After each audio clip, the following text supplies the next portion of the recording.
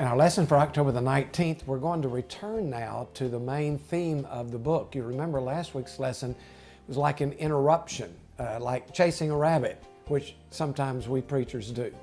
The writer of Hebrews was describing Jesus as the great high priest, and all of a sudden he said, well, but you're not even ready for this because you are not mature in your salvation, you're slipping away, and if you do that, you might not be able to come back. All those things we talked about in last week's lesson was an aside. And now, beginning in the text for today, he returns to the central theme of the book, and that is the picture of Jesus as our great high priest. Now, he not only declares and defines Jesus' high priesthood, he also affirms the superiority of that high priesthood to the high priesthood of the Old Covenant.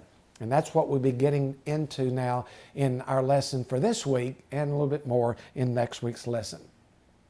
Now, before we can again understand the picture of Jesus as our great high priest, we need to connect him to this reference to Melchizedek. So let's jump in at chapter 7, verse 1, and do this background as we lead into our specific text, the focal text in verses 23 to 28. It's what I call the other high priest. Look at the final verse of chapter 6. He says that Jesus, who went before us, has entered on our behalf. Here he is functioning as our high priest. He has become a high priest forever in the order of Melchizedek. Now, I made reference to him in an earlier lesson.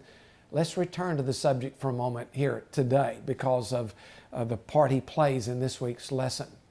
Who was Melchizedek? Well, he is referred to 3 times in the Old Testament. You might want to look these up. First, Genesis 14, which is the basic historical reference to Melchizedek. And then Psalm 110, where he is identified as a great high priest or unique high priest. And now in Hebrews, where Jesus is identified as a priest like Melchizedek. So who is Melchizedek? Now, I don't have this on your outline, but out to the side, you might want to write down these phrases. He's a priest. He received tithes from Abraham. You get that from the Genesis 14 passage. And then he blessed Abraham, a significant point we'll look at in a moment. He was not of the Aaronic line. In other words, he was not from the line of Aaron. We don't know who his family was. There's no reference in the scripture to his family.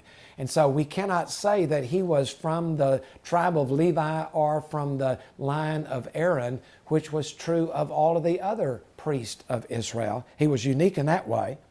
And we know that he was associated with Jerusalem. He is referred to as the King of Salem. And in Psalm 76:2, Salem is identified as Jerusalem. So a king associated with Salem. We don't know his family. He received tithes from Abraham. He blessed Abraham. Those are the basic facts about Melchizedek that we have in Scripture. So the question is, what makes Melchizedek great? Why has he become the symbol for the priesthood, that the great high priest that Jesus will be in the book of Hebrews? Well, the writer of Hebrews deals with that now. Look in verse 4, 5, and 6. And what he says to begin with is that Melchizedek is greater than Abraham. How can he make such a claim? Greater than Abraham?